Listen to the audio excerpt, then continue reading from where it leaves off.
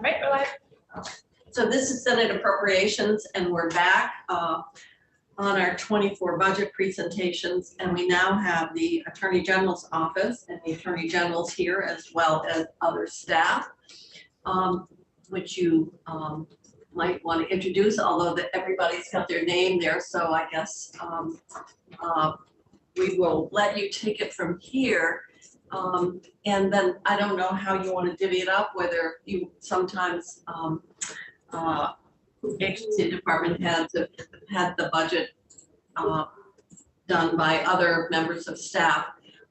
This is, as you might know, the Senate Appropriations really tries to keep high level.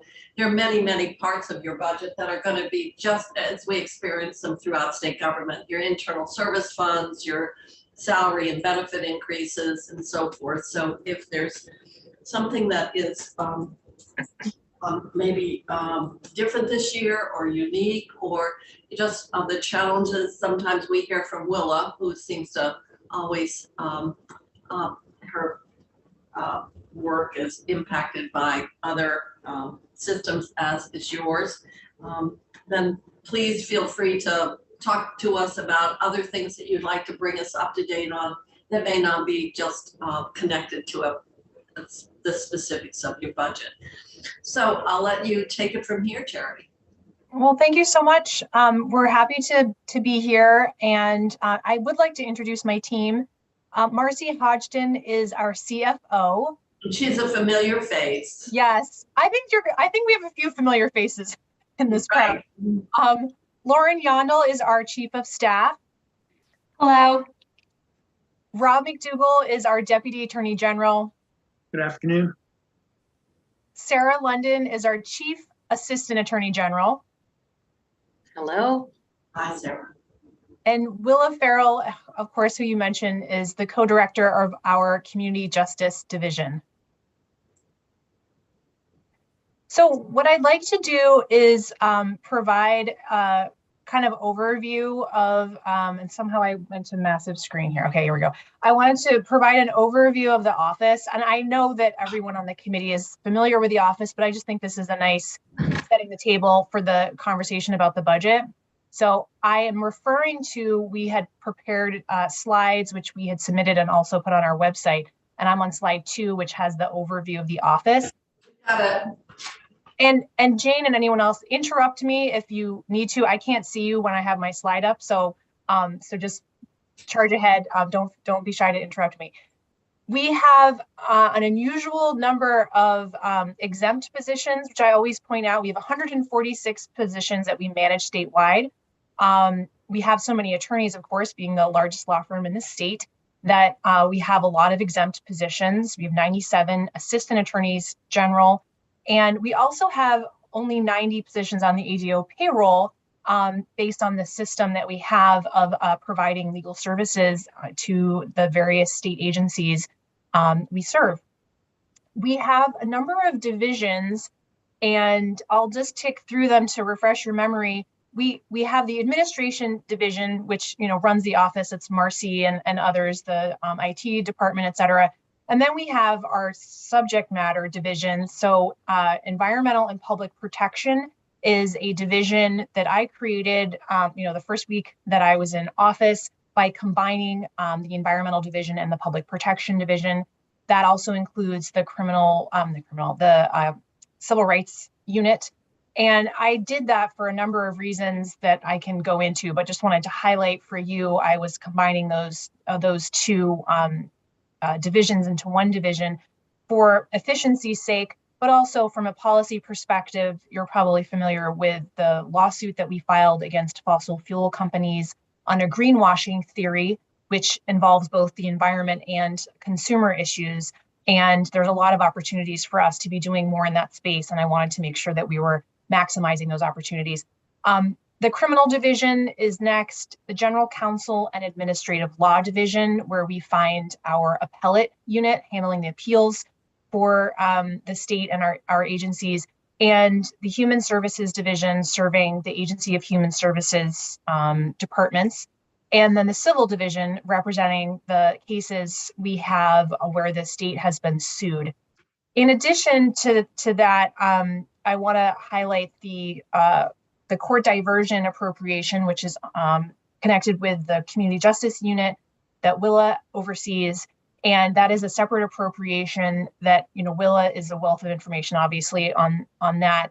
But wanted to just highlight, we actually have two separate appropriations. I wanted to note that we had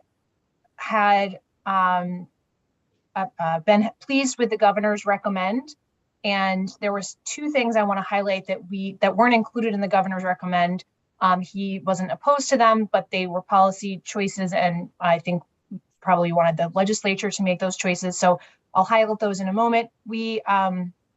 Those choices, those two additions that we had were included in the House budget that passed. And so the House budget that passed has all of the asks that we had hoped for included in it. And unless what were they? Yes, so those, I was going to say, unless there are questions on the overview, happy to get cracking on the two additions. The first is, and this is on, I think, on slide 5 of the slide deck.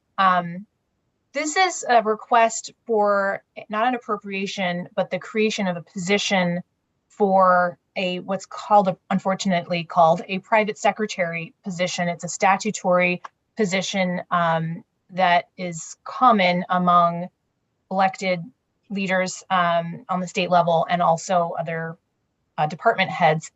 It's not a position that we've had in our office, and it's a position that's very needed. Certainly before I even started, I had said that I think we needed this position because I, of course, worked in leadership at the office and was there for 8 years and could see that this position was needed. Slide 6 lists, just so for a comparison, so you can see the other areas in government where these kinds of positions are in existence. We haven't had one. This would be not called private secretary. Of course, that's obviously kind of an outdated term. This position would be called the Director of Outreach and Communication. So that is the position request. We have the money for that position and we don't need the appropriations, but we do need the position created. But you would need to have it. Did I just read that you would have funding for 1 year, but you would, yes, you would be then coming back in the following year for funding? Yes, I will say some, and Marcy, of course, is can talk to this more fulsomely, but we have had a temporary position for several years, a part-time temporary position, doing some of that work, such as scheduling, constituent correspondence, and outreach. And so some of that has been kind of an ongoing position that we've had. It just hasn't worked as well as it could be, and certainly is not at the level it should be and not full-time. So are you saying that not in 25, what ultimately would be the net of what you've been paying for this temporary with the cost of the full-time permanent position being requested? I see Marcy nodding. Marcy, do you want to weigh in? Senator Kitchell, that's correct. Okay. We would, we have the funding for this year. And then for 25, we would net out that funding against the actual cost of a position that's full-time with benefits. Okay, Senator Starr has got his hand up. Yeah, well, I'm a little bit early on what we're talking about right now, but I'm wondering about who looks after the antitrust stuff at the division, and do we have a person that kind of specializes in that? We do have a person who specializes in antitrust. We have a couple of people actually. It's in the consumer unit, which is in the Environmental and Public Protection Division. And why I ask that is I chair agriculture as well as being on this committee. And as it seems like as our ag sector comes together, that it's getting, the buyers are getting fewer and fewer, and there's a lot of antitrust issues when you buy up other companies, so there's only one or two left. It makes it, kind of hard to sell your product because there's no competition. And I would hope that in the future, maybe they could, we see that in the raw milk business right now. And the organic guys are getting to be the same way, and it's created a real shortfall in income for those farmers that were organic. And I think we need to pay a little more attention to that. So I was just wondering who to contact over in your office to get that. Does the ag agency, well, I guess, do they have an embedded attorney at the agency level? But I think what you're talking about is legal staff that specialize in antitrust. In antitrust. So I just wanted to bring that up. I appreciate that, Senator Starr. We do have expertise in that division. I mentioned the consumer unit director is a woman called Jill Abrams. She's incredibly smart and wonderful, and she would be the resident antitrust attorney. And I can put you in touch with her if that's helpful. Yeah, that'd be good. Okay. Thank you. Will do. Can I just add to that, Charity? We have Sure. In our office, we also have 2 assistant attorney generals who are in the environmental unit in the environmental public protection division, who are assigned to the Agency of Agriculture. So the Agency of Agriculture does have a general counsel. They have another attorney that work at the agency. They have 2 AAGs assigned to them in our office. And so we have a great line of communication open with the agency, with Secretary Tebbetts. And as the agricultural agency sees things like that, they do bring them to our consumer folks to the home. Well, sometimes the agencies don't see it, but we do in appropriations, because when they run out of money, they come see us about appropriating more money, and it's getting a little costly. I guess you'll have more discussion then. Yeah, Connect. thank you. And you said you requested 2 things. Yes. So you have 1, the position. What is number 2? The second is a $54,000 appropriation for the court diversion program, which again, the governor didn't oppose. This is a policy choice that would affect 2 areas. The first, it would waive fees. It would waive fees in 2 areas. The first is it would waive fees for youth who were referred from the family division to court diversion. And the second is to waive fees for those driving with a suspended license who are coming to court diversion. And, Willie had this phrase that resonated with me. She calls driving with a suspended license a crime of poverty.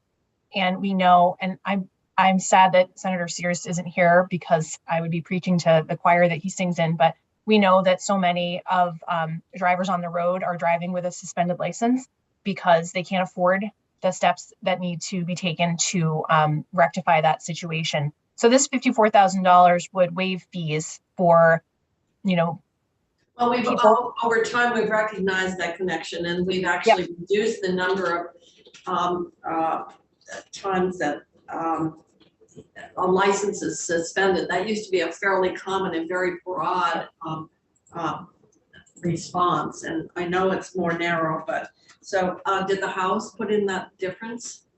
They did. Okay. Yep. And happy to, Will is available and on the call, obviously, if you'd like to hear more about that. But, that's the policy choice of just trying to address those issues and waive the fees. Do you have anything more you'd like to add, Willa, to that request? Obviously, you support it, and I do. fairly straightforward, but Yes, thank you, Senator Kitchell. And I think it's just a way to recognize that from those 2 groups of people, we collect fees, but not very much, as you can tell by the amount. And we just think it's a better use of our staff's time to be working with people than trying to collect fees from these two groups of people. And the only other thing I would note is that in family division, there are no fines or fees for anyone, and our program is an anomaly. So we would hope that you would support this request. Thank you. And this would be a base adjustment because these revenues would no longer be available. From a policy perspective, it certainly makes sense.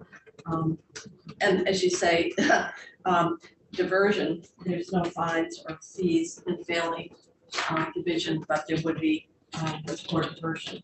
Okay, any questions that my committee might have of Willa on this? Senator Perchlik? I don't have a question on this. I just have a question in general. Oh, all right. Why don't you raise it then? Okay. For Attorney General Clark, and maybe these are more comments because you can't respond, but I liked that on slide 4, you have your enforcement actions. I was glad to see you still working on the petroleum companies misleading information.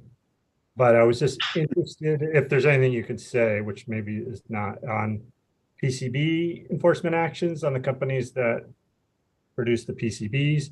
And then also about, I know some other states have worked on enforcement actions to the paint companies that knew that lead in paint was a danger, but continued to fight it, very similar to the tobacco companies. I don't know if there's anything you can say about potential enforcement actions in those areas. With PCBs, I can say that we are aware of the situation and are monitoring the situation, but I can't say more than that. Okay. With regards to lead paint, I actually don't exactly know where that would be. And Rob, I wonder if you might weigh in.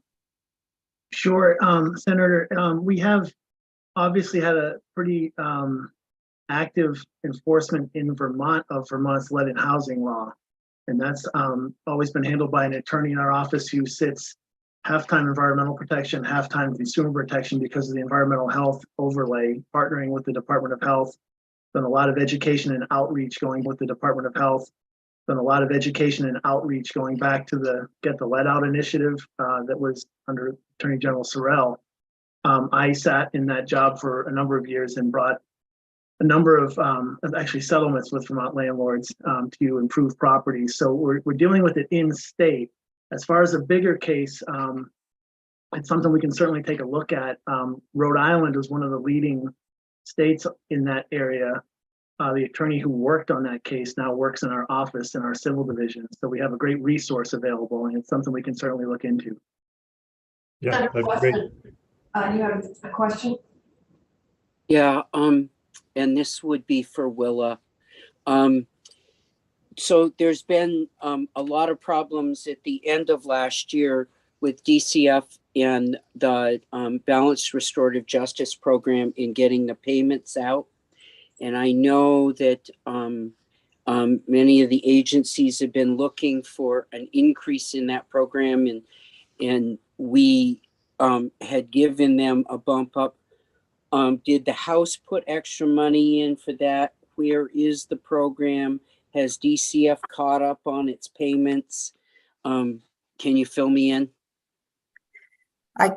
Senator Westman, the barge program is funded through DCF, so I don't, I hear anecdotally, but I think you'd probably best get your answers from DCF. And I will just say that within the context of court diversion, the governor's proposal for a 3% increase would all go to our 12 grantees. And I know that is very important and needed for them to address cost of living increases, but I don't know the details of the barge funding.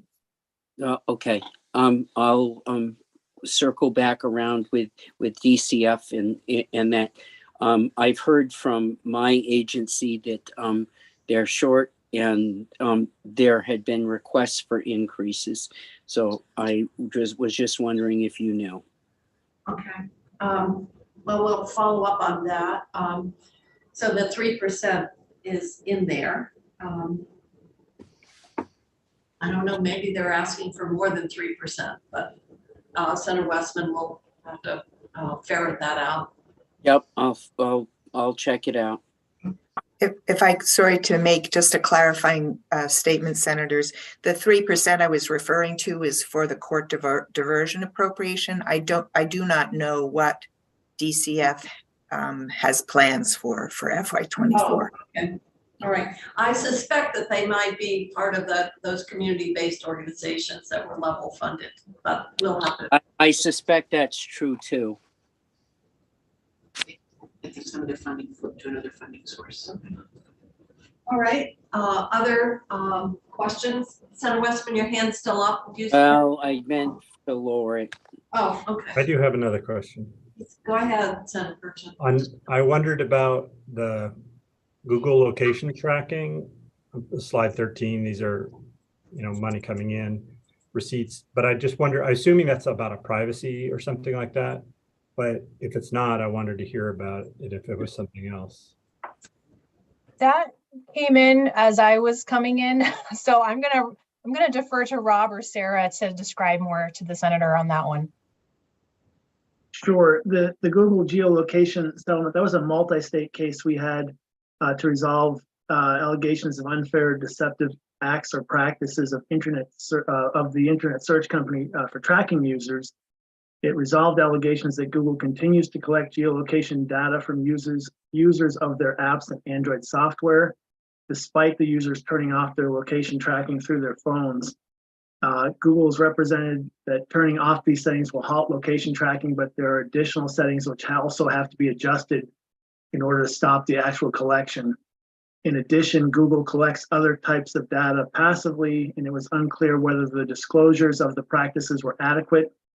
Google may have also been collecting data from users' phones even when they were not using Google apps or visiting Google websites. So it was really about the disclosures and the apps and tracking of phones, that sort of thing. Okay, great. Thanks. That's helpful. I guess on that same list, we have vaping and e-cig online sales. That's been one of the concerns, and recently a bill was passed out of the Senate banning flavored tobacco products.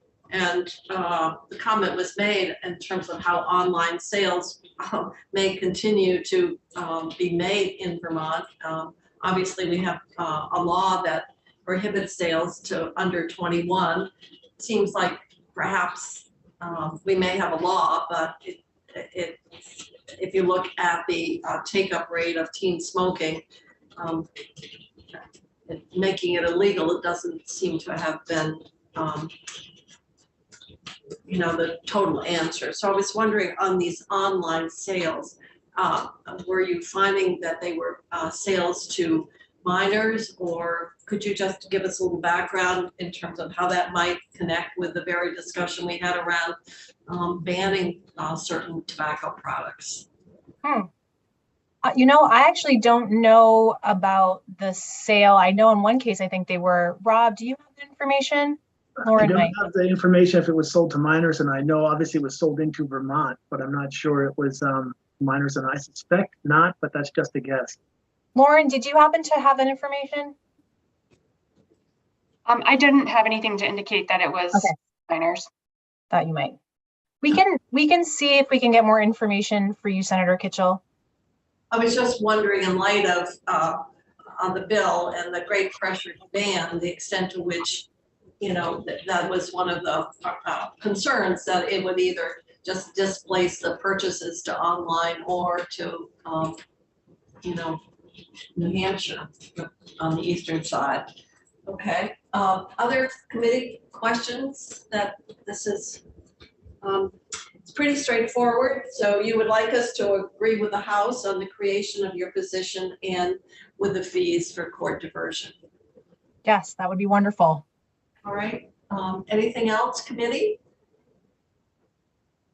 Oh, wow. Well, this is great. Our next presentation is from the state colleges. So maybe the committee can have a half hour to try to get a bite to eat before we take our next scheduled testimony if we don't have any further questions of the Attorney General or staff. Okay, so I'm going to adjourn the committee until 1, and then we'll go live again, and we will be hearing from the Vermont State College.